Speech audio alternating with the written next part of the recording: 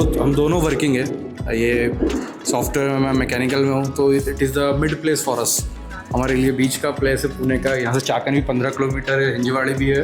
तो ये मैंने जब एनालिसिस किया तो it is a mid place for us, so that's why I choose, then we see the quality of the house, it is good. आपल्याला जर एक कमर्शियल वगैरे एवढं जवळ असल्यामुळे ना बाकीच्या गोष्टी आपल्याला सोयीच्या आहे सगळ्या. खूपच छान. आणि दुसरं म्हणजे काय की म्हातारपण पण चांगलं जाईल, मंदिर पण आहे खाली. ओव्हरऑल एलेक्सिसबद्दल आम्हाला तर एक चांगलाच अनुभव आलेला आहे आणि ॲक्च्युली हा आमचा इथलचा 3rd फ्लॅट आहे आणि ओव्हरऑल ॲम्युनिटीज ह्या बिल्डिंग आणि ह्या सोसायटीबद्दल सांगितलं तर ऑसम आहे.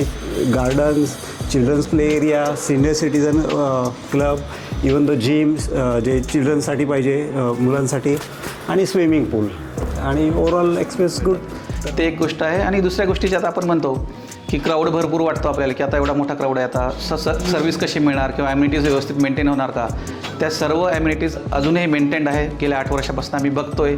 त्यामुळे आम्ही आता 2nd फ्लॅट, ऑब्व्हियसली हे सगळ्या गोष्टी बघूनच आम्ही 2nd फ्लॅट घेतला, किंवा मग आम्ही दुसरीकडे पण घेऊ शकलो असतो.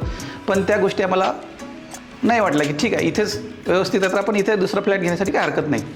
आम्ही 3 प्रॉपर्टी बुक केले. आम्हाला इतकं आवडलं, एवढे मित्र आवडले, स्पेसेस आवडले, क्लब हाऊस, मुलांना स्विमिंग टँक सगळं इतकं आवडलं, त्यामुळे आम्ही इथं 25 फ्लॅट बुक केले.